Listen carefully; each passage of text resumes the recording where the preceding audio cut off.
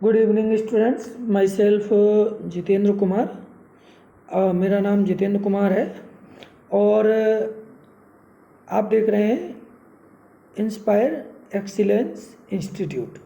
ठीक है, आज हमारा जो टॉपिक है वो है मापन में भी आज हम मुख्यतः पढ़ेंगे भौतिक राशियाँ और उनके मात्रक। मैं शुरू करूँ इसके पहले आप सभी से निवेदन करना चाहता हूँ कि आप हमारे चैनल इंस्पायर एक्सीलेंस इंस्टीट्यूट को अधिक से अधिक संख्या में सब्सक्राइब करें। ठीक है, सब्सक्राइब करें और वीडियो को अधिक से अधिक संख्या में शेयर करें, लाइक करें। ठीक है, तो चलिए शुरू करते हैं। आगे बढ़ें। सबसे पहले हम बात करते हैं भौतिक राशियों की। किसकी? भौतिक राशि। कि भौतिक राशि किसे कहते हैं? तो किसी भी पदार्थ या द्रव्य की सही स्थिति और उसकी उचित मात्रात्मक स्थिति को दर्शाने के लिए जिन पदों का उपयोग करते हैं उन पदों को हम क्या कहते हैं? भौतिक राशि कहते हैं। किसी भी पदार्थ या द्रव्य की स्थिति और उचित मात्रात्मक स्थिति को दर्शाने के लिए जिन पदों का उपयोग किया जाता है उन पदों को हम भौतिक राशि कहते हैं। भौतिक राशियाँ जो है दो तरह की होती हैं, अदिश और सदिश राशि। अदिश राशि वे राशियाँ होती हैं आ प्लस दिश। देखो नाम से ही पता चल जाता है, मतलब कि दिशा रहित। आ माने रहित और दिश माने दिशा। वे भौतिक राशियाँ जिनमें केवल परिमाण की आवश्यकता होती है। केवल परिमाण की आवश्यकता होती है। वे भौतिक राशियाँ जिनमें केवल परिमाण की आवश्यकता होती है, दिशा की आवश्यकता नहीं होती है, उन भौतिक राशियों को अदिश राशि कहते हैं। अदिश राशि के अगर हम एग्जाम्पल की बात करें तो बहुत सारे एग्जाम्पल्स हैं, बेस्ट एग्जाम्पल्स हैं, जैसे कि द्रव्यमान।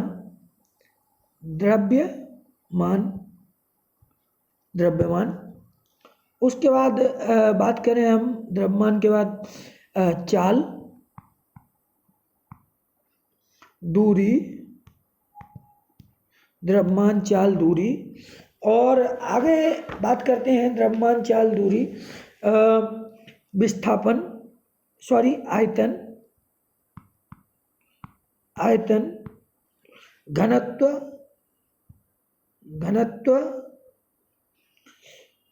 कार्य,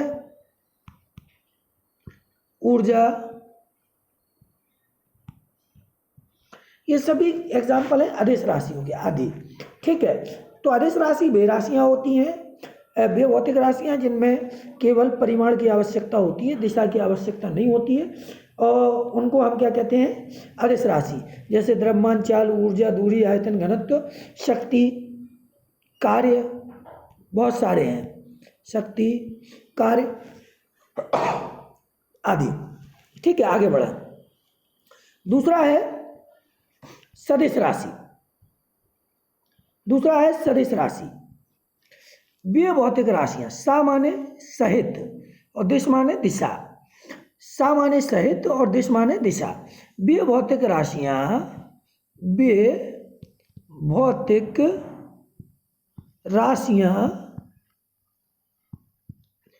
जिनमें दिशा व परिमाण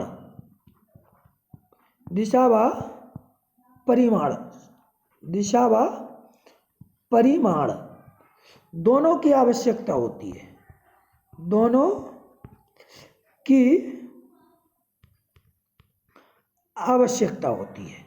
दिशा व परिमाण दोनों की आवश्यकता होती है।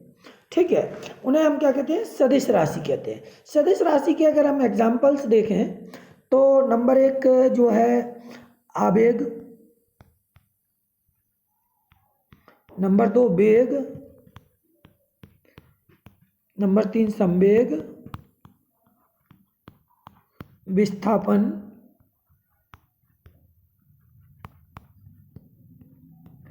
त्वरण आदि। ये सभी क्या है? सदिश राशि के एग्जाम्पल है। सदिश राशि किसे कहते हैं? वे भौतिक राशियाँ जिनमें परिमाण के साथ साथ दिशा की भी आवश्यकता होती है। आगे बढ़े। अब हम बात करते हैं कि कोई भी भौतिक राशि हो, उसको व्यक्त करने के लिए, कोई भी किसी भी भौतिक राशि को व्यक्त करने के लिए, किसी भी भौतिक राशि, किसी भी भौतिक राशि को व्यक्त करने के लिए, किसी भी भौतिक राशि को व्यक्त करने के लिए दो चीज़ों की आवश्यकता होती है। एक तो उसके मात्रक की और दूसरी है उसकी संख्यात्मक मात्रा या संख्यात्मक या न्यूमेरिकल वैल्यू की, न्यूमेरिकल वैल्यू की, NV मतलब न्यूमेरिकल वैल्यू। ठीक है, इन दोनों की, जैसे कि मान लीजिए किसी बर्तन में 5 लीटर दूध है, क्या है, 5 लीटर दूध है, तो 5 जो है वो उसकी संख्यात्मक वैल्यू हो गई, लीटर जो है उसका मात्रक हो गया। इस बात को समझ में आ गया। अब आगे बढ़ते हैं, अब मापन की इकाइयों की बात करते हैं। तो मापन की बहुत महत्वपूर्ण कुछ इकाइयाँ हैं। जैसे किसी भी भौतिक राशि को मापने के मानक को हम क्या कहते हैं, मापन कहते हैं। किसी भी भौतिक राशि को मापने के लिए जिस मानक का उपयोग किया जाता है उस मानक को हम मापन कहते हैं। जब हम किसी भौतिक राशि को मापते हैं तो इसके लिए एक निश्चित परिमाण को मानक मानकर एक निश्चित नाम दे देते हैं और इसी को क्या कहते हैं, इसी को हम मात्रक कहते हैं, इसी को हम मात्रक कहते हैं। मात्रक दो तरह के होते हैं, मूल मात्रक और व्युत्पन्न मात्रक। ठीक है, मूल मात्रक क्या होते हैं, मूल मात्रक क्या होते हैं, मूल मात्रक की अगर हम बात करें तो मूल मात्रक जो है, मूल मात्रक क्या होते हैं, मूल मात्रक की अगर हम बात कर रहे हैं, किसकी बात कर रहे हैं, मूल मात्रक की, मूल मात्रक की बात कर रहे हैं। तो मूल मात्रक क्या होते हैं, मूल मात्रक फिजिक्स के अंतर्गत आने वाली सभी भौतिक राशियों को व्यक्त करने के लिए, सभी भौतिक राशियों को व्यक्त करने के लिए कुछ स्वतंत्र मानकों का प्रयोग किया जाता है और इन्हीं स्वतंत्र मानकों को क्या कहते हैं, मूल मात्रक। इनमें ये स्वतंत्र मात्रक, स्वतंत्र मानक जो किसी अन्य मानक पर निर्भर नहीं होते हैं। स्वतंत्र मानक भौतिक राशियों को व्यक्त करने वाले वे स्वतंत्र मानक जो किसी अन्य मानक पर डिपेंडेंट नहीं होते हैं, निर्भर नहीं होते हैं। भौतिक राशि को व्यक्त करने वाले स्वतंत्र मानक जो किसी अन्य मानक पर डिपेंडेंट नहीं होते हैं उनको हम मूल मात्रक कहते हैं। जैसे लंबाई का मात्रक मीटर, द्रव्यमान का मात्रक किलोग्राम, समय का मात्रक सेकंड। अब व्युत्पन्न मात्रक की बात कर लें, किसकी बात करें, व्युत्पन्न मात्रक की।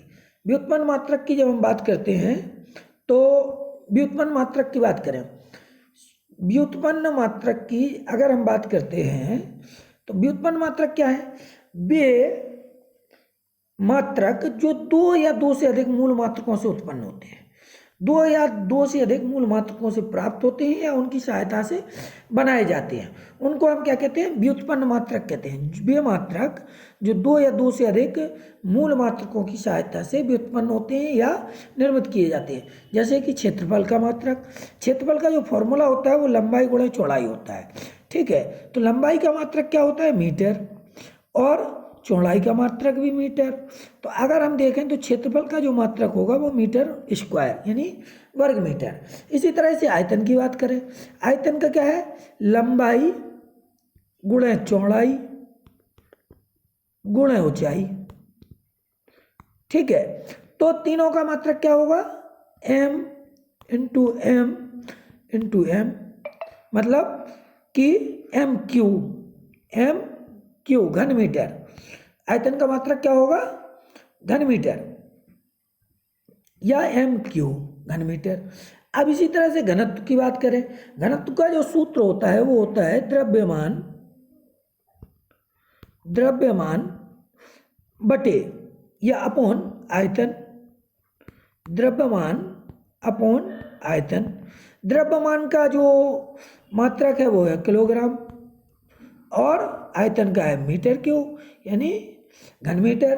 तो किलोग्राम प्रति मीटर क्यूब किसका मात्रक हो गया, घनत्व का। आगे बढ़े, घनत्व के बाद आगे हम बढ़ते हैं तो देखते हैं वेग। क्या देखते हैं? वेग।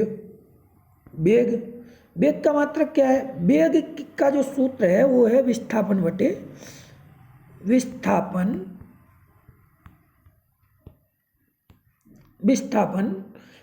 समय। क्या है? विस्थापन बटे समय। ठीक है। विस्थापन का जो मात्रक है वो है मीटर और समय का है सेकंड। तो मीटर प्रति सेकंड क्या हो गया? ये वेग का मात्रक हो गया, मीटर प्रति सेकंड। अब आगे बढ़ते हैं। इसी तरह से त्वरण की बात कर लें। किसकी बात कर लें? त्वरण की। त्वरण का जो फॉर्मूला होता है वो होता है वेग परिवर्तन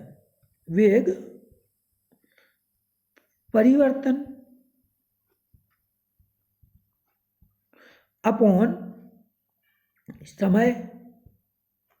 वेग परिवर्तन को हम विस्थापन कहते हैं। तो ठीक है, विस्थापन का भी हमने देखा कि मीटर प्रति सेकंड होता है और समय का भी सेकंड होता है। अब हम जब गुणा करेंगे तो त्वरण का मात्रक आएगा मीटर प्रति सेकंड स्क्वायर, मतलब मीटर प्रति सेकंड वर्ग। ठीक है, त्वरण का हो गया ये मात्रक। अब आगे बढ़ते हैं। त्वरण के बाद फिर आता है संवेग। संवेग का जो फॉर्मूला होता है वो है द्रव्यमान गुणा वेग। क्या है? द्रव्यमान गुणा वेग। द्रव्यमान गुणा वेग। तो द्रव्यमान का तो किलोग्राम और वेग का भी हम लोगों ने देखा था मीटर प्रति सेकंड,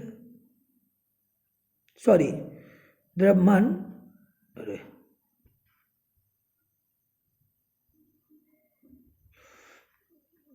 संवेग का क्या होता है? द्रव्यमान गुणा वेग मीटर प्रति सेकंड। तो यही हो गया किलोग्राम मीटर प्रति सेकंड। ठीक है, आगे बढ़े। अगर हम आगे देखते हैं तो यह बल। क्या है? बल। बल का अगर हम देखें तो बल का जो फॉर्मूला होता है वो होता है द्रव्यमान गुणा त्वरण। द्रव्यमान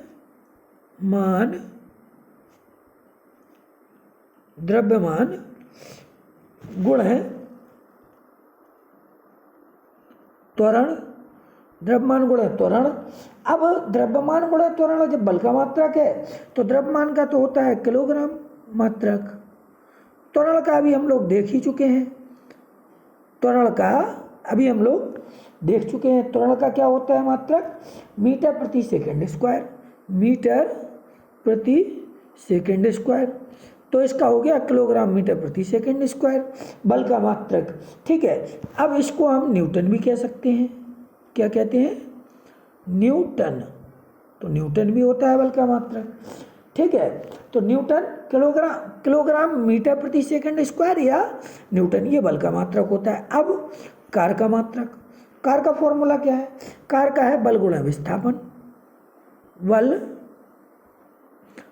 गुणा विस्थापन। बल गुणा विस्थापन। तो बल गुणा विस्थापन अब क्या है? कार का मात्रक है। तो किलोग्राम बल का क्या है? किलोग्राम, अभी हमने पढ़ा, मीटर प्रति सेकंड स्क्वायर। ठीक है, विस्थापन का जो है वो मीटर होता है। ठीक, क्या होता है? मीटर होता है।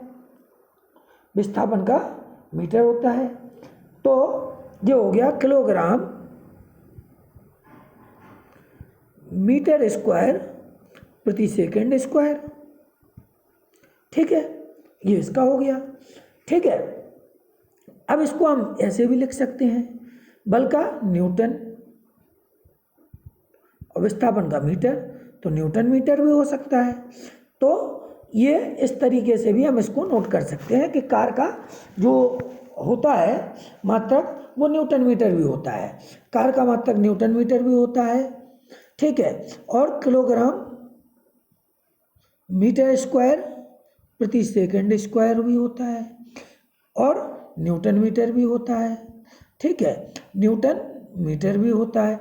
इसके अलावा कार का मात्रक जूल भी होता है, जूल भी होता है, ठीक है। अब हम बात करें सामर्थ्य की या शक्ति की, सामर्थ्य या शक्ति की, ठीक है। सामर्थ्य और शक्ति की, तो शक्ति का जो या सामर्थ्य का जो फॉर्मूला है वो है किया गया कार्य, किया गया कार्य, किया गया कार्य अपॉन लगा समय, लगा समय, किया गया कार्य और लगा समय। अब कार्य हम लोग देख चुके हैं, कार्य का क्या है, जूल, और समय का सेकंड, तो जूल प्रति सेकंड इसका मात्रक होगा। शक्ति या सामर्थ्य का जूल प्रति सेकंड, ये वाट के बराबर भी होता है, इसे हम वाट भी कहते हैं, ठीक है। तो शक्ति सामर्थ्य का जो मात्रक होगा वो वाट होगा या जूल प्रति सेकंड। अब बात कर लेते हैं अपन दाब की। किसकी बात करते हैं, दाब की। तो दाब का जो फॉर्मूला है वो है बल अपॉन क्षेत्रफल, बल अपॉन क्षेत्रफल, बल अपॉन क्षेत्रफल। बल का जो है वो होता है न्यूटन और क्षेत्रफल का मीटर स्क्वायर, ठीक है। तो न्यूटन प्रति मीटर स्क्वायर फॉर्मूला हो गया दाब का। अब बात करें हम मात्रक पद्धतियों की।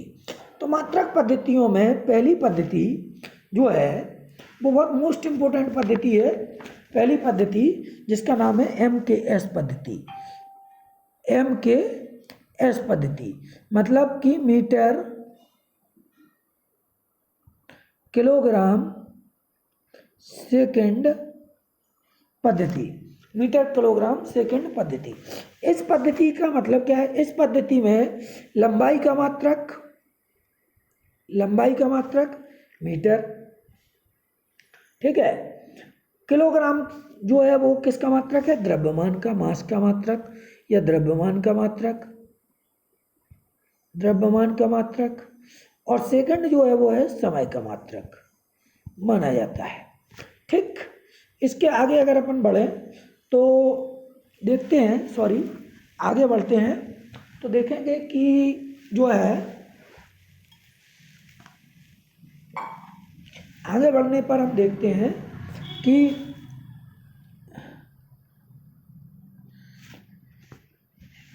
दूसरी बात, दूसरी पद्धति है वो है CGS। इसको कहते हैं सेंटीमीटर ग्राम सेंटीमीटर ग्राम ग्राम और सेकंड, सेंटीमीटर ग्राम सेकंड पद्धति। इस पद्धति में लंबाई का मात्रक जो है वो माना जाता है सेंटीमीटर, ग्राम जो है द्रव्यमान का मात्रक होता है, द्रव्यमान का मात्रक ग्राम माना जाता है, और सेकंड जो है वो समय का मात्रक माना जाता है, समय का मात्रक सेकंड माना जाता है, ठीक है। तो ये इसके बारे में हो गया। अब हम बात कर लेते हैं आगे, आगे बात करें तो FPS। FPS का मतलब होता है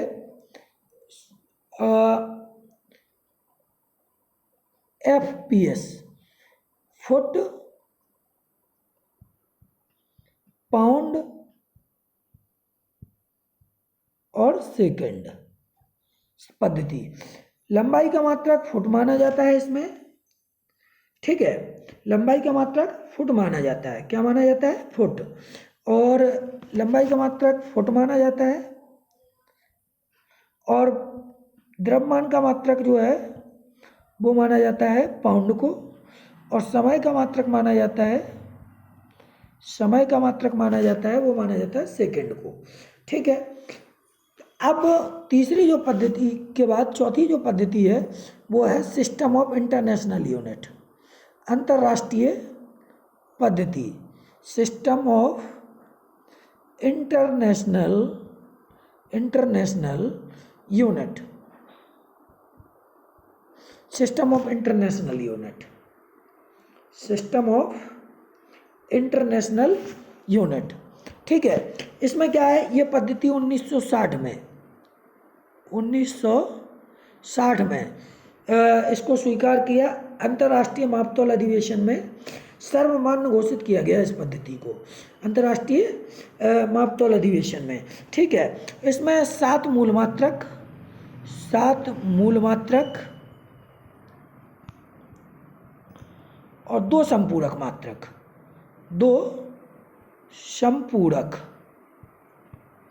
मात्रक ही जो है वैध माने गए हैं, उसके अलावा ये व्युत्पन्न मात्रक। चलिए आगे बढ़ते हैं, इसको देखते हैं।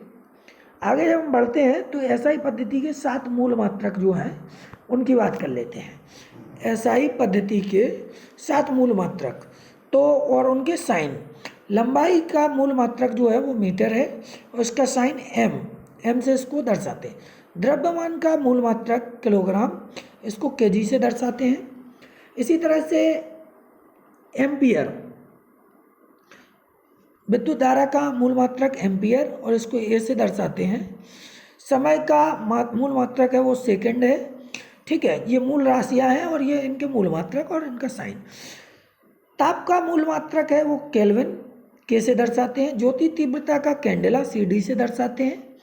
और पदार्थ की मात्रा का जो मूल मात्रक है वो मोल है, इसको MOL से दर्शाते हैं। आगे बढ़ें तो हम देखते हैं 2 सप्लीमेंट्री मात्रक भी होते हैं, 2 सप्लीमेंट्री या संपूरक मात्रक भी जो है एसआई पद्धति में है। समतल कोण का मात्रक, इसको रेडियन और RAD से दर्शाते हैं। ठोसीय कोण का मात्रक स्टेरेडियन, SR से दर्शाते हैं। इसके अलावा मीटर की बात करें, मीटर जो है लंबाई का एसआई मात्रक माना जाता है।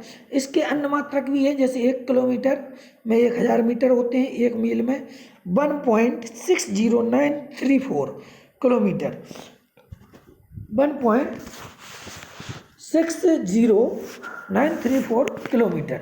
एक नाभिक मील होता है, इसमें 1.852 किलोमीटर होते हैं। एक खगोलीय आगे बढ़ें तो हम देखते हैं एक खगोलीय इकाई भी होती है, एक खगोलीय इकाई भी एक मात्रक है जो 1.495 इंटू 10 टू पावर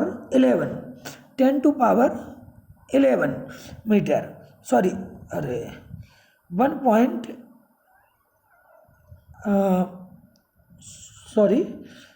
ये जो है थोड़ा पेन दिक्कत कर रहा था, तो आगे बढ़े। एक खगोलीय जो इकाई है ये लगभग बराबर होती है 1.49 into 10 to power 11 metre, 10 to power 11 metre, 10 पे पावर 11 मीटर। एक प्रकाश वर्ष जो है 9.46 इंटू 10 टू पावर 15, 10 पे पावर 15 मीटर के बराबर होता है, 10 पे पावर 15 मीटर के बराबर होता है। इसी तरह से अगर हम आगे बढ़ें तो देखते हैं और भी इकाइयाँ होती हैं, जैसे कि पार्सेक। एक पार्सेक जो है 3.26 प्रकाश वर्ष के बराबर होता है, 3.26 प्रकाश वर्ष के बराबर होता है। और ये बराबर होता है 3.084 into 10 to power 16, 10 to power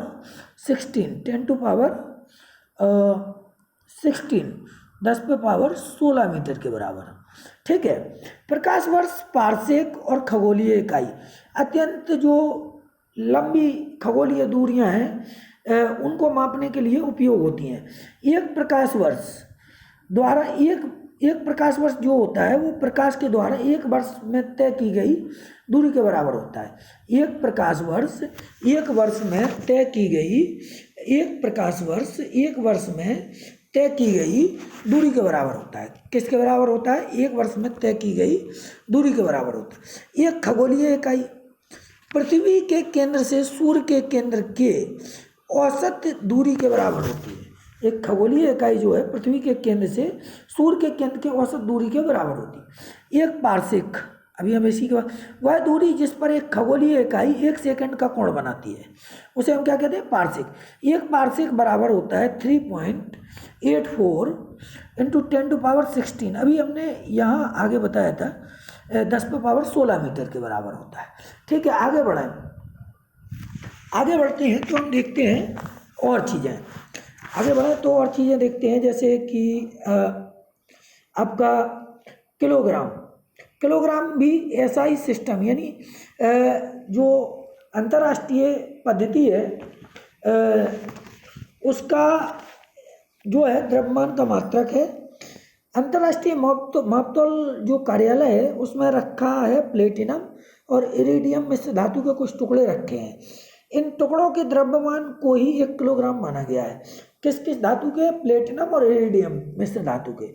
4 centigrade ताप पर 1 लीटर बराबर होता है 1000 घन सेंटीमीटर के। 1000 सेंटीमीटर क्यू के बराबर होता है जल का द्रव्यमान ही 1 किलोग्राम होता है।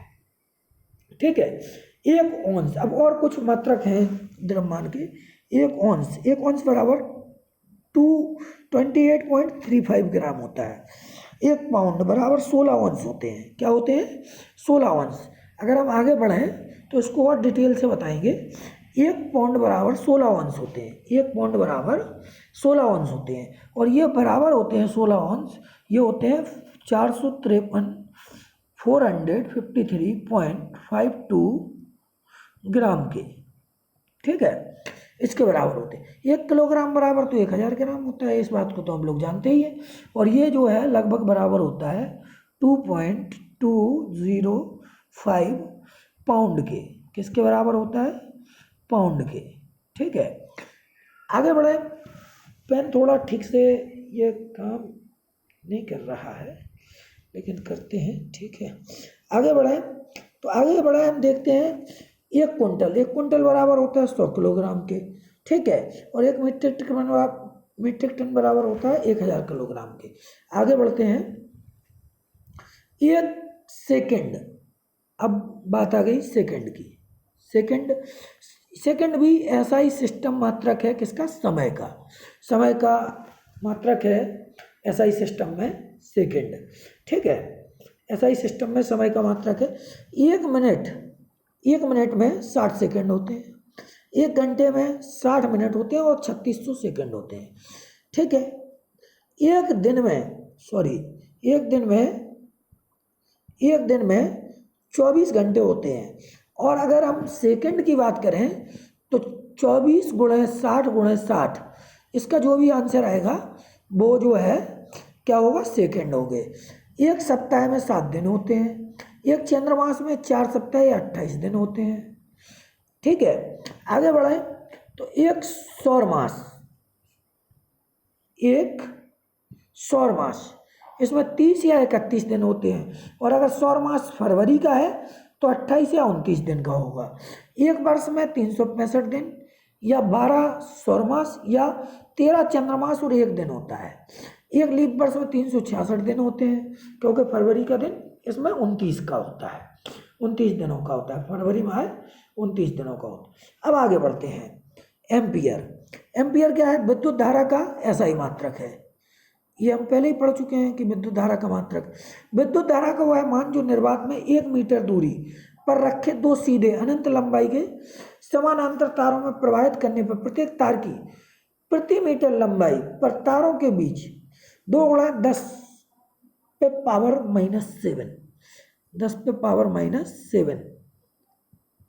न्यूटन का बल उत्पन्न करते हैं। 1 एम्पियर कहलाती है विद्युत धारा, जो कि कितना बल उत्पन्न करती है? 2 × 10⁻⁷ न्यूटन का बल उत्पन्न, वो 1 एम्पियर का। केल्विन ताप का ऐसा ही मात्रक है। ठीक है, किसका मात्रक है? ताप का ऐसा ही मात्रक है। आगे बढ़ें तो हम देखते हैं ताप का ऐसा ही मात्रक केल्विन है। जल के त्रिक बिंदु के ऊष्मागतिक ताप का 1/273.16वां भाग 1 केल्विन है। 1/273.16वां भाग 1 केल्विन है। कैंडेला ज्योति तीव्रता का ऐसा ही मात्रक है, इस बात को तो हम जानते ही हैं।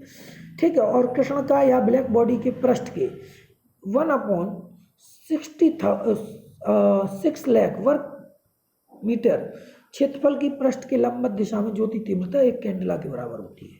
ठीक है, आगे बढ़े तो आगे हम देखते हैं मोल। मोल मोल क्या है? पदार्थ का SI मात्रक है, पदार्थ की मात्रा का SI मात्रक है।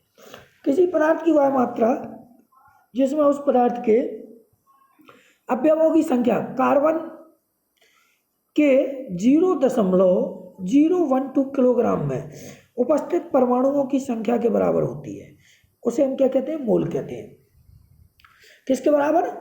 पदार्थ के अवयवों की संख्या किसके बराबर होती है? 0.012 किलोग्राम में उपस्थित परमाणुओं की संख्या के बराबर।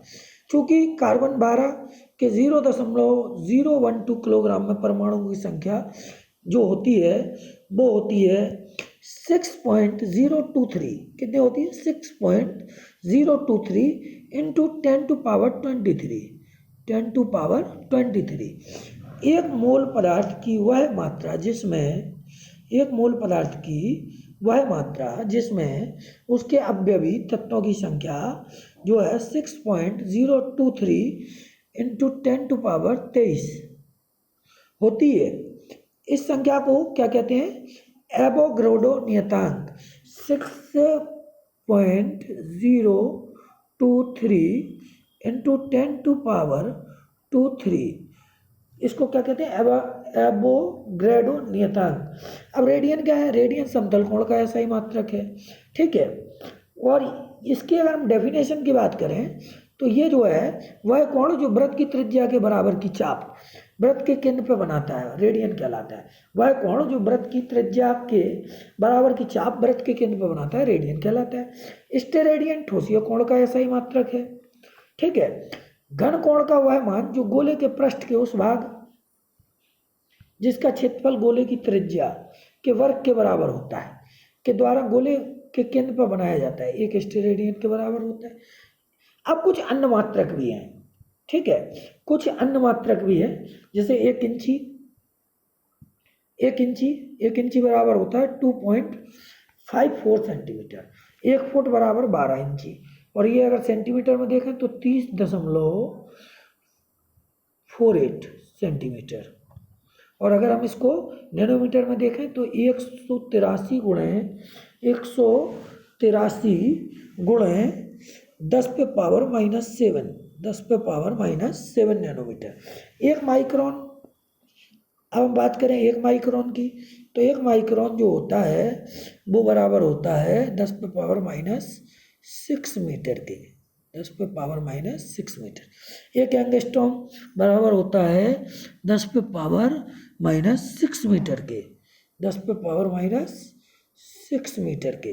और एक बैरल 159 लीटर के बराबर होता है। एक बैरल होता है वो 159 लीटर के बराबर होता है। एक हॉर्स पावर 746 वाट के बराबर होता है। 746 वाट के बराबर होता है। ये शक्ति का मात्रक है। विद्युत धारा का मात्रक तो हम लोग जानते हैं कि एम्पियर। विद्युत प्रतिरोध का मात्रक ओम होता है। विद्युत आवेश का मात्रक कूलाम होता है। और विभव या विभवांतर का मात्रक वोल्ट होता है। दाब के मात्रक पास्कल, वॉर और वायुमंडलीय दाब, ये सब दाब के मात्रक होते हैं। ठीक है, आगे अब कुछ मापक यंत्र हैं जिनकी हम चर्चा कर लेते हैं। बहुत महत्वपूर्ण मापक यंत्र हैं। इसके बाद ये चैप्टर खत्म हो जाएगा। इससे संबंधित कुछ क्वेश्चंस हम अगले वीडियो में लगाएं। मापक यंत्र हैं कुछ, जैसे बैरोमीटर को वायुमंडलीय दाब को मापने में उपयोग करते हैं। हाइड्रोमीटर को तरल पदार्थों का घनत्व या सापेक्षिक घनत्व मापने में उपयोग करते हैं। हाइग्रोमीटर को सापेक्षिक घनत्व या सापेक्षिक आर्द्रता को मापने में उपयोग करते हैं हाइग्रोमीटर को। आगे बढ़े तो हम देखते हैं मैनोमीटर को गैसों का सापेक्षिक घनत्व मापने में उपयोग करते हैं। ऑडियोमीटर को ध्वनि की तीव्रता मापने में उपयोग करते हैं। ऑडियोमीटर को ध्वनि की तीव्रता मापने में और ओडोमीटर को वाहन द्वारा तय की गई दूरी को मापने में उपयोग करते हैं।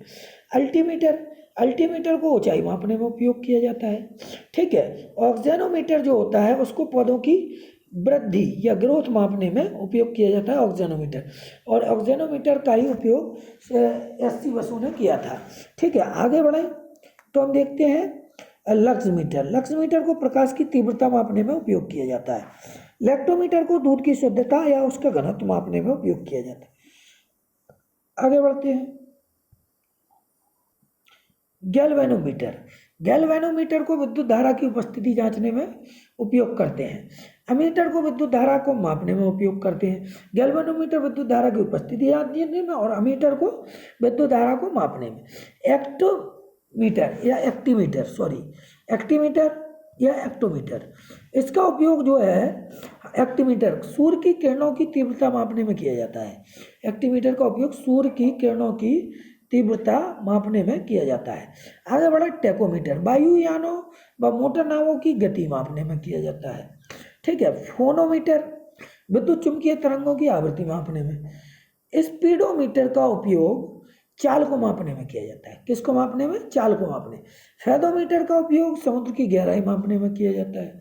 सोनार का उपयोग समुद्र में डूबी हुई वस्तुओं की स्थिति का पता लगाने के लिए सोनार का उपयोग करते हैं। ठीक है, स्पिग्नोमैनोमीटर इसको ब्लड प्रेशर या रक्तचाप मापने में उपयोग कर। स्टेथोस्कोप को हृदय की जो धड़कन है उसको सुनने के लिए उपयोग। अब कैरोटोमीटर, इसको सोने की या स्वर्ण की शुद्धता मापने के लिए उपयोग किया जाता है। आगे बढ़े तो पायरोमीटर। पायरोमीटर जो है इसका उपयोग उच्च तापमान मापने में या विकिरण तापमापी भी इसको कहते हैं। ये 1500 डिग्री सेंटीग्रेड से आगे जो है मापता है। 1500 से आगे जो है इसके द्वारा मापा जा सकता है। आगे बात करें हम सीस्मोग्राफ की, इसको भूकंप की तीव्रता मापने में उपयोग किया है। थर्मामीटर को ताप मापने में। टेकोमीटर प्रति मिनट में जो घूर्णन होता है उसको मापने में उपयोग करते हैं टेकोमीटर को। आगे बढ़े, अब है पाइरेहेलियोमीटर। इसका उपयोग सौर विकिरण को मापने में किया जाता है। स्पेक्ट्रोहीलियोग्राफ का सूर्य की फोटोग्राफी करने में उपयोग किया जाता है। कार्डियोग्राम का हृदय की गति मापने में, और पॉलीग्राफ का जो उपयोग किया जाता है वो झुंड का पता लगाने में। तो साथियों, ये महत्वपूर्ण जो मापन यंत्र थे। ठीक है, और इन मापन यंत्रों से संबंधित कुछ क्वेश्चंस मैं जो है अगले वीडियो में आप सभी से जो है पूछूंगा। तो अगर ये वीडियो आपको बहुत अच्छा लगा हो तो हमारे चैनल इंस्पायर एक्सीलेंस इंस्टीट्यूट,